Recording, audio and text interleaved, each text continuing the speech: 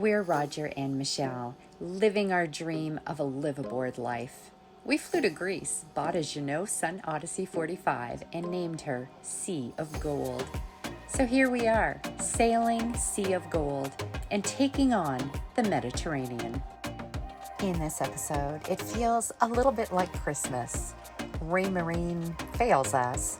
We struggle to find protection from the upcoming Meltemi wind and perfect our med mooring skills. Previously on Sailing Sea of Gold. I don't get it. They're just gone. They can't be gone. They are. They're just not there.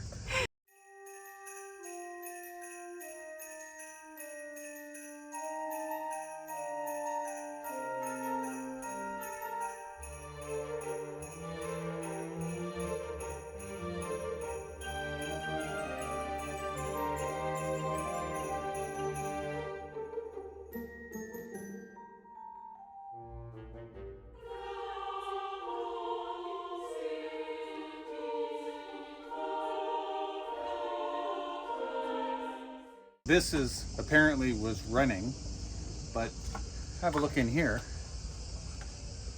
That should be crystal clear, nice and smooth, but I have major guck. I see the guck. Yeah. So I guess Running my ass. it was leaking somewhere. I haven't identified where it's leaking. They didn't even put the right gasket on the carb. Look at that. Well, the carb is put back together and I hope it runs, but you know, only a few extra pieces. We return to Ermione, also known as Ancient Hermione, and said to have been founded by the mythical hero Hermioneus and the Dryopian tribe, and dedicated to the messenger god Hermes. During the Mycenaean period, the city was honored to Hermione, the only daughter of Helen of Troy and the king of Sparta. I see you. I see you. Checking you out.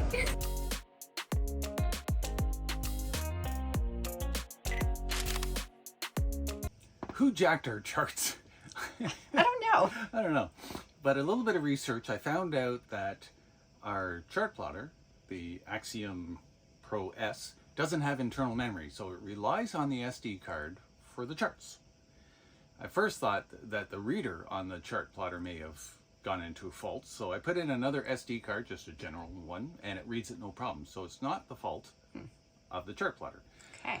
So it draws into question the card itself. So I contacted Raymarine and asked that question. Said, explained to them that we've just bought the boat, that we're using the charts, and then one morning it just stopped working, that I updated the software, so on and so forth. That everything was working and it's the chart card that doesn't work. So I sent that to them. They replied, it seems the SD card was owned by the previous owner. All charts provide details are subscription based.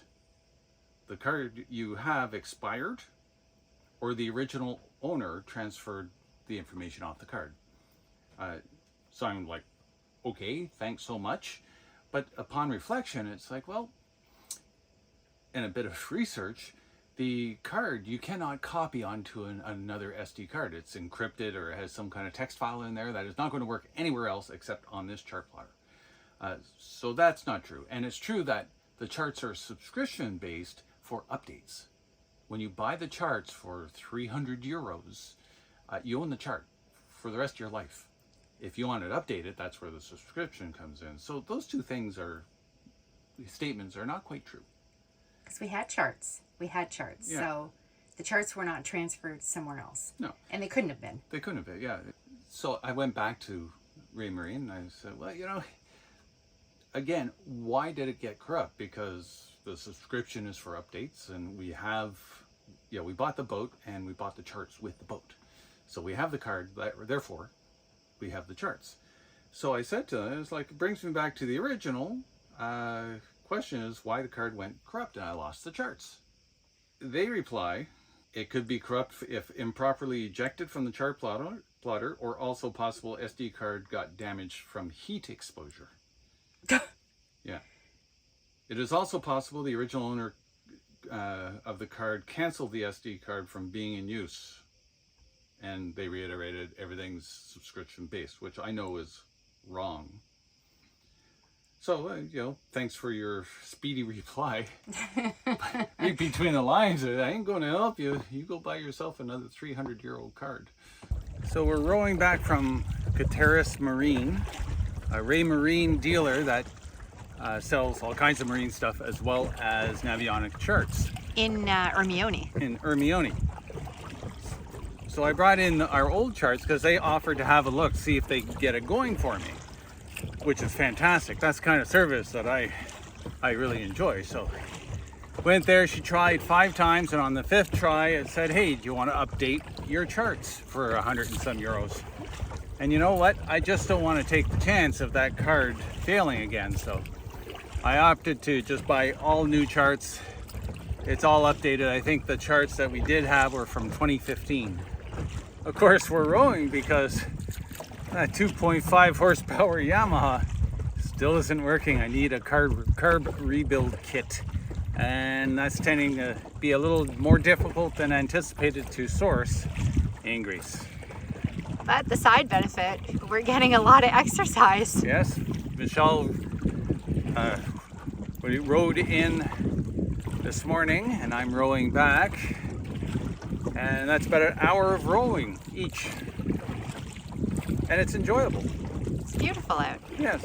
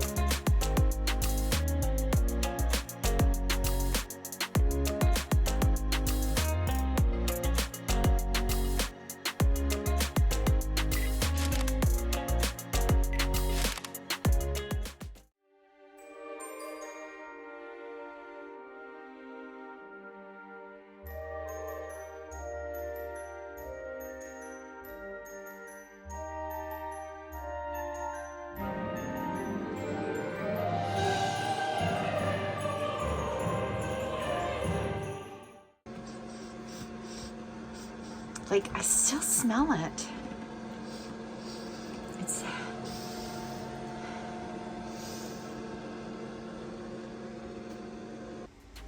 A Meltemi wind is a very strong katabatic wind that can sometimes last for several days at a time, which is the forecast for the area, and disrupt pleasure boating and even halt public ferries depending on their strength.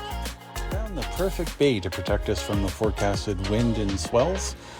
Went in there, dropped the anchor, and I dodged sea urchins to tie 2 lines ashore to keep us in place. Unfortunately, the weather changed. The swell started hitting us on the beam, so we had to pull up anchor, untie the lines, and find even a better protected anchorage.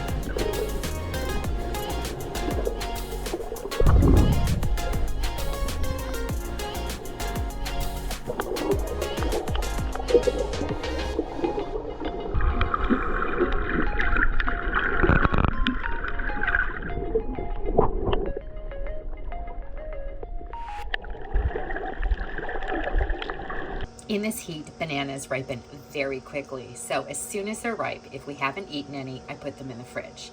And in this heat, it is so hot, for a cool treat, I take a cold banana from the fridge and we put good old-fashioned peanut butter on it. And that's our snack.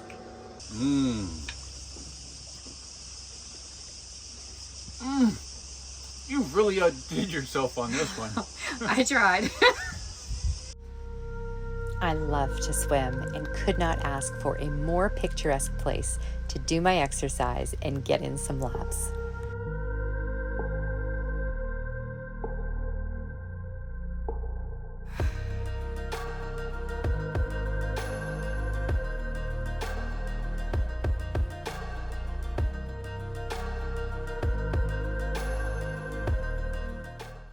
Defrosted the fridge for the first time since having it fixed, and we just allowed Mother Nature to take its course.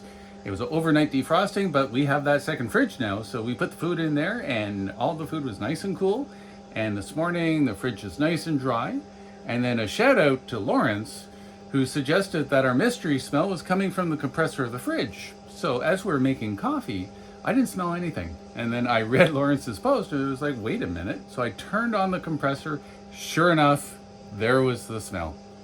So mystery solved almost, in that we know the source of the smell. So something must be on the compressor or the coils that are off gassing when it gets warm. So in my mind, at some point it's going to burn off and we're never going to smell it again. So to me, mystery solved. Thank you, Lawrence. When coming into a bay in the Mediterranean, a lot of boats tie stern lines to shore, and that allows more boats to stay in one bay. If you're free swinging, you can get maybe a quarter of the boats in. So our challenge is to get this end of rope to shore. And we've tried a variety of ways. One where I grab the whole bundle of rope. That doesn't work out well, as you'll see.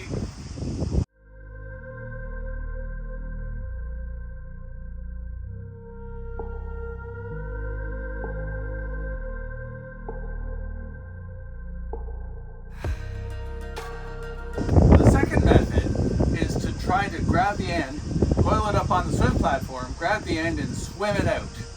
But unfortunately, that doesn't always work out as well.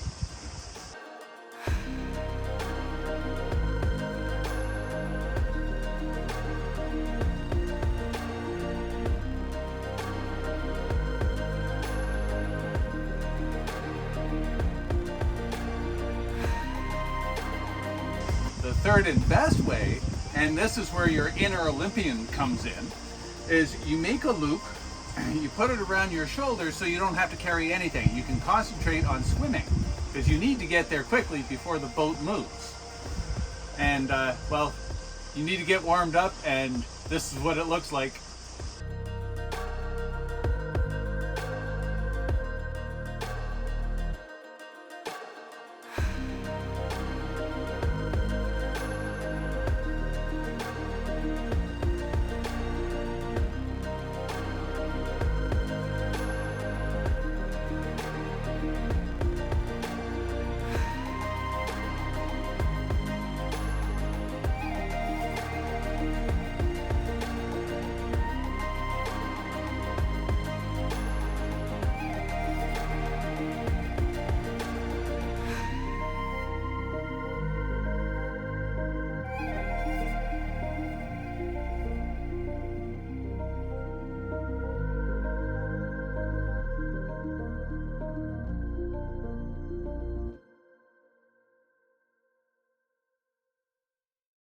We spend 9 nights anchored here in Saganos Bay, which, as it turns out, is only a 2.4 kilometer walk to Portocelli, making garbage disposal and provisioning a breeze. This local gem is one of but a few swimming holes providing shelter from northwesterly winds, and while we spend most nights and mornings alone here, the bay is a regular stop for locals and tour companies who arrive in the afternoons but leave by sunset. About a week ago, a captained charter boat, a 67-foot lagoon, came in and he asked us if we were leaving. We said no. He wanted to lay his anchor and his chain would cross ours. And we said no problem at all, because he was leaving before we were. He left, didn't see him. A week later, he came back, he crossed our chain again, but now he brought over a couple of beers And he said, I didn't forget. So Fresh he wanted Chios beer. Yes, fresh Chios beer. He wanted to say thank you for allowing us to cross this chain and not put up a big deal. So the cap actually says, kisses from Chios on this one. Oh, that's fun. On this beer, it says 24 hours in a day, 24 beers in a can. Or in a case. You do the math, I guess. Anyway, super nice guy. And I think we'll try one.